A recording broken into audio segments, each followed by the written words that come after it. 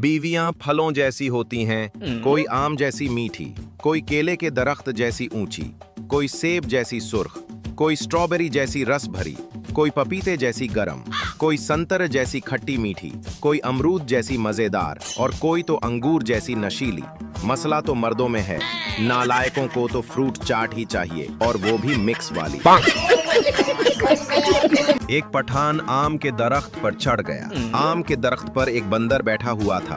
बंदर बोला, तुम आम के दरख्त पर क्यों चढ़े हो? पठान बोला, अमरूद खाने के लिए। बंदर बोला, कर दी ना पठानों वाली बात, ये तो आम का दरख्त है। पठान बोला, कर दी ना जानवरों वाली बात, हम अमरूद अपने साथ लाया है। एक मुर्गी ने बाज से शादी कर ली। मुर्गा बोला, हम मुर्गे मर गए थे क्या? मुर्गी बोली, नहीं, मैं तो तुमसे शादी करना चाहती थी, मगर माँ बाप की ख्वाहिश थी कि लड़का एयरफोर्स में हो।